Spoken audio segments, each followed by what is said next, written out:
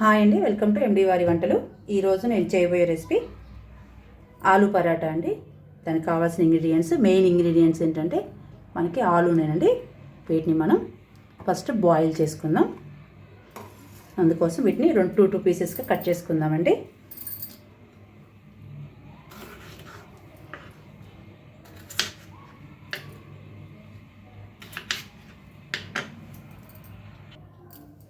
ఇలా 2 పీసెస్గా కట్ చేసుకున్నాను. నేను అప్రాక్సిమేట్లీ 3/4 కేజీ తీసుకున్నానండి. ఇప్పుడు వీటిని కుక్కర్లో వేసేసి నిండా ఈ పీసెస్ అన్నీ మునిగే వరకు వాటర్ పోసుకుందాము. వాటర్ పోసుకొని సరిపడా ముక్కలకి సాల్ట్ వేసుకోవాలి. కొంచెం వాటర్ యాడ్ చేసుకుందాం, మరి ఎక్కువైతే పొంగిపోతాయి. కొంచెం వాటర్ పోసేసుకొని సరిపోతాయండి ఆ వాటర్. ఓకే, ఈ పీసెస్కి సరిపడా సాల్ట్ వేస్తున్నాను. కావాలంటే మళ్ళీ వేసుకోవచ్చు తర్వాతకి. ఇప్పుడు మూత పెట్టేసుకొని 2 విజిల్స్ రాణించుకుందామండి. తర్వాతకి చూపిస్తాను మీకు నెక్స్ట్ ప్రిపరేషన్ ఎలా అనేది. 2 విజిల్స్ వస్తే సరిపోతుందండి. మనకి బంగాళదుంప ఆలు ఉడికే లోపల మనం పిండి కలుపుకుందామండి. చపాతీ పిండికి సరిపడా సాల్ట్ వేసుకున్నాను. మీ టేస్ట్ తగిన విధంగా మీరు వేసుకోండి. కొంచెం ఆయిల్ వేస్తున్నాను. దీనివల్ల ఏంటంటే మనం చేసుకునే పరాటా బాగా లేయర్గా అట్లా మంచిగా వస్తుంది అనమాట. పొంగినట్టుగా అట్లా బాగా పొంగుతుంది అనమాట. ఇప్పుడు మనం కొంచెం వాటర్ యాడ్ చేసుకొని దీన్ని గట్టిగా కలుపుకోవాలండి. లూజ్గా కలుపుకుంటే పరాటా పామేటప్పుడు ఏమవుతుంటే కరుసుకుపోద్ది. ఎక్కువగా ప్రాబ్లం ఏం లేదు, అతుక్కున్నా కానీ అంటే కొంచెం ఇబ్బంది అవుతుంది. అందుకని దీన్ని మనం కలిపేటప్పుడే గట్టిగా కలుపుకున్నాం అనుకోండి, చపాతీ పిండి చాలా బాగా వస్తాయి. పరాటా బాగా పొంగుతాయి, పూరీలు పొంగినట్టు పొంగుతాయి అనమాట. సో అది కూడా నేను చూపిస్తాను కలిపేసి. సరే, ఒక విజిల్ అయితే వచ్చింది. ఇంకొక విజిల్ రానిచ్చేద్దాం. ఈ లోపల మనం పిండిని కూడా కలిపేసుకున్నాం గట్టిగా. మన పిండి కలిపే లోపల 2వ విజిల్ కూడా వచ్చేసింది. అక్కడ పొయ్యి కట్టేసేద్దాం. చూసారా మన పిండి ఎలా ఉందో? ఇలా ఉండాలండి, అప్పుడు బాగా వస్తాయి పరోటాలు. చూసారా గట్టిగా ఉంది. ఇలా ఉంటే పరోటా పర్ఫెక్ట్గా వస్తాయి అన్నమాట. ఇప్పుడు దీన్ని మూత పెట్టేసుకొని ఒక 15 నిమిషాలు నానిచ్చేద్దాం. తర్వాత ప్రాసెస్లోకి వెళ్దాం. మళ్ళీ ఈ లోపల విజిల్ వచ్చేస్తుంది, అవి కూడా చూపిస్తా. ఇప్పుడు ఒకసారి మన విజిల్ వచ్చిందో చెక్ చేద్దాం. వచ్చేసిందండి. విజిల్ రాగానే వెంటనే వాష్ చేసేయండి వాటర్, లేదంటే మన ఆలు లాగేసుకుంటుంది వాటర్ని. ఇప్పుడు ఈ వాటర్ని వంచేసుకుందాము. ఇప్పుడు వీటన్నిటిని ఒక ప్లేట్లో కనేసుకొని ఫ్యాన్ కింద పెట్టేసుకొని ఆరించుకుందాం. తర్వాతకి పొట్టు చేసుకుందాం అండి. ఒకసారి ఉడికాయ లేదో చెక్ చేద్దాము. ఇక చూసారా, మన నైఫ్ పెట్టగానే ఇలా దిగిపోతుంది, అంటే పర్ఫెక్ట్గా ఉన్నట్టు. మీకు కుక్కర్లో అంటే అర్థం కాదు ఇదంతా ఎందుకు అనుకుంటే విడిగా కూడా మనం బాయిల్ చేసుకోవచ్చు. ఫోర్క్ కానీ నైఫ్ కానీ పెట్టి ఇలా కూర్చున్నప్పుడు అలా స్మూత్గా దిగిపోతుంది, అంటే ఉడికిపోయినట్టు పర్ఫెక్ట్గా ఉడికాయని అర్థం అనమాట. మన ఫ్యాన్ కింద పెట్టేసి చల్లార్చుకున్నాక పీల్ చేసేసి వీటిని స్మాషర్ తోటి స్మాష్ చేద్దాం మెత్తగా ఫైన్గా. ఇలా చల్లారిపోయిన పొటాటోస్ని ఇలా స్మాషర్ తోటి బాగా ఫైన్గా మెత్తగా స్మాష్ చేసుకోండి. అన్నిటినీ చేసేసుకొని ఒక బౌల్లో వేసుకుందాం. బాగా మెత్తగా స్మాష్ చేసుకోండి. ఇలా అన్నిటినీ అంటే మధ్యలో ఆలు పీసెస్ తగలకుండా మొత్తాన్ని అన్నిటిని ఇలా ఫైన్గా స్మాష్ చేయండి. మీ దగ్గర ఇది లేకపోతే పప్పు గుత్తితో అయినా సరే మనం స్మాష్ చేసుకోవచ్చు. ఇలా అన్నిటినీ ఫైన్గా చేసేసుకోవాలి. ఇలా అప్పుడు పరోటా పామేటప్పుడు బాగా వస్తాయి అన్నమాట. ఇలా స్మాష్ చేసిన మొత్తాన్ని ఒక బౌల్లో తీసుకుందాం. ఇలా ఒక బౌల్లో తీసుకున్న తర్వాతకి 2 స్పూన్ల గరం మసాలా అండి సరిపోతుంది. మనం ఆల్రెడీ ఇందాక ఆలు బాయిల్ చేసేటప్పుడు కొంచెం సాల్ట్ వేసాం, సో చూసుకొని వేసుకోండి. మీ టేస్ట్ సరిపడా సాల్ట్, అలాగే కారం పొడి అండి. ఇంకా ఇందులో ఇదే అండి స్పైస్, సో చూసి వేసుకోండి. మీరు కూడా మీ టేస్ట్ సరిపడా వేసేసుకోండి. నేనైతే 1.5 టేబుల్ స్పూన్ అయితే వేస్తున్నాను. ఇప్పుడు వీటన్నిటిని బాగా స్మాష్ చేసేసి ముద్దల్లా చేసుకుందామండి. పెద్ద ముద్దలు, పెద్ద నిమ్మకాయ సైజ్ అంతా బాల్స్లా చేసి పెట్టుకుందాం. చేయడానికంటే ముందే నేను ఆనియన్స్ కట్ చేసి పెట్టుకున్నాను అండి, స్లైసెస్ లాగా. Onions and lemon. ఈ పరాటా తినేటప్పుడు మెయిన్ ఇదేనండి. మనం సైడ్ ఈ ఆనియన్ పెట్టుకొని దాని మీద సాల్ట్ వేసుకొని నిమ్మరసం పిండుకొని మనం తినే పరాటాకి సైడ్ డిష్ లాగా ఇది కొంచెం నంచుకొని తింటే చాలా బాగుంటుంది. ఎందుకంటే దీనికి ఎక్స్ట్రా వేరే ఏమి యాడ్ చేయమండి, ఆనియన్స్ కానీ కొత్తిమీర కానీ ఏమి యాడ్ చేయం. ప్లెయిన్ పరాటా, ప్లెయిన్ ఆలు పరాటా అనమాట. సో దాని కాంబినేషన్ ఏంటంటే ఆనియన్ లెమన్ ఉంటే చాలా చాలా బాగుంటుంది. ఆనియన్ మీద సాల్ట్ వేసుకొని మనం లెమన్ పిండేసుకొని తిన్నాం అనుకోండి, ఆనియన్ పరోటా పీస్ పెట్టుకొని ఈ ఆనియన్ పీస్ పెట్టుకొని తింటే చాలా చాలా బాగుంటుంది. పరోటా చేశాక నీకు చూపిస్తానండి మీకు.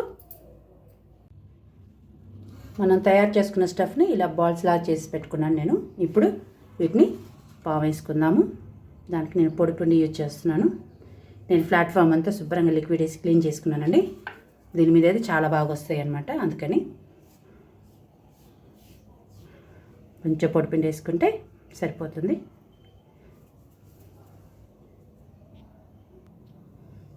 ఈ సైజు పిండి ముద్ద తీసుకోవాలండి. పిండి ముద్ద తీసుకొని ఇలా దీంట్లో స్టఫ్ని పెట్టుకోవాలి. అందుకని ఇలా వెడల్పుగా వేసుకోండి. చక్కగా శుభ్రంగా 4 సైడ్స్ ఇలా ఫోల్డింగ్ చేసుకోండి. మన స్టఫ్ బయటికి రాకుండా ఇలా పిండి ముద్దని ఇలా కవర్ చేయండి. పైనుంచి మంచిగా రోల్ చేసుకోండి శుభ్రంగా.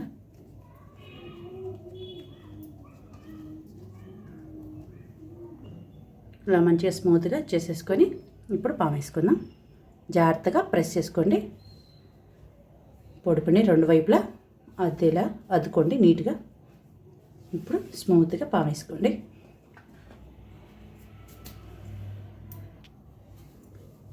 జాగ్రత్తగా టర్న్ చేసుకుంటూ ఇలాగా ప్లాట్ఫామ్ ఏదైతే అంటే తిప్పే పని లేకుండా ఇలా రౌండ్గా తిప్పుకోవచ్చు మన హ్యాండ్ తోటే. దీనివల్ల పగిలిపోవచ్చు. చూసారా ఎంత బాగా మనం చపాతీని ఎలా అయితే ఈజీగా ఇలా లేపగలుగుతామో చూసారా అలా వచ్చేస్తుంది. ఇదంతా ఏంటంటే అండి, ఆలుని జాగ్రత్తగా బాయిల్ చేసుకోవాలి. అలాగే మనం చపాతీ పిండిని కూడా మంచిగా కరెక్ట్గా కలుపుకోవాలి. చూసారా ఎంత బాగా వస్తుందో. స్టఫ్ బయటకు రాదండి, నీట్గా వచ్చేస్తుంది. ఇప్పుడు దీన్ని మనం అన్నీ అలాగే తయారు చేసుకొని పెట్టుకోవాలి. పిండి ముద్దని ఇలా వెడల్పుగా అనుకోండి. అప్పుడు ఇందులో స్టఫ్ పెట్టుకోండి. మనం తయారు చేసిన స్టఫ్ ముద్దని ఇలా 4 వైపులా 4 సైడ్స్ పిండి ముద్దని కవర్ చేయండి. మనం పెట్టిన స్టఫ్ని గోధుమ పిండితో ఇలా కవర్ చేసేయాలి. మంచిగా క్రాక్స్ లేకుండా నీట్గా ఇలా కవర్ చేసుకోండి. ఇప్పుడు దీన్ని కూడా పాము వేసుకుందాం. 2 సైడ్స్ పొడి పిండిని నీట్గా ఇలా వేసేసుకోండి. కొంచెం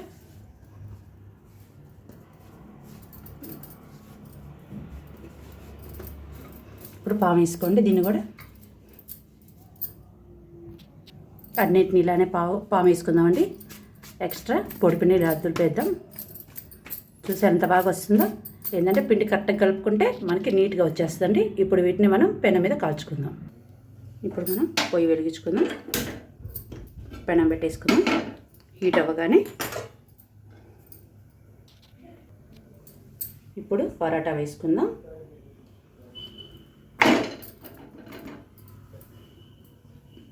పరాటా ఒకవైపు కాలేక టర్న్ చేసుకుందాం. చూసారా ఎలా బబుల్స్ స్టార్ట్ అయ్యాయో. ఇప్పుడు టర్న్ చేసుకుందాం. టర్న్ చేసుకొని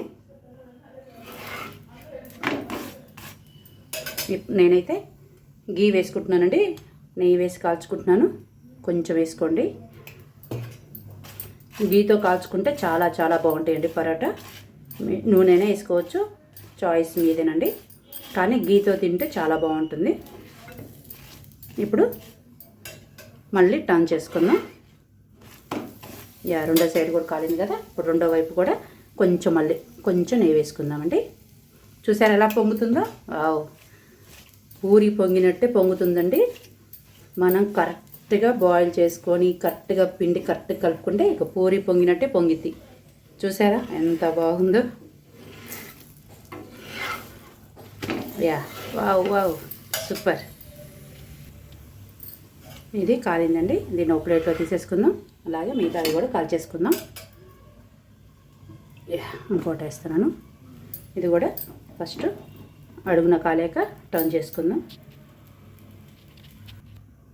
చూసారా బబుల్స్ స్టార్ట్ అయిపోయాయి. ఇప్పుడు టర్న్ చేసుకుందాం. ఇప్పుడు గీ అప్లై చేసుకుందామండి. కొంచెం నెయ్యి వేసుకోండి. మొత్తం స్ప్రెడ్ అయ్యేలాగా వేసుకోండి. రెండో వైపు టర్న్ చేసుకుందాం. ఇటువైపు కూడా కొంచెం నెయ్యి వేసుకుందాం. నెయ్యితోటి చాలా బాగుంటాయండి పరోటా, నూనె కన్నా కూడా. బటర్ ఉంటే బటర్ కూడా వేసుకోండి. చూసారా ఎలా పొంగుతున్నాయో? పూరీలు పొంగినట్టే పొంగుతాయండి.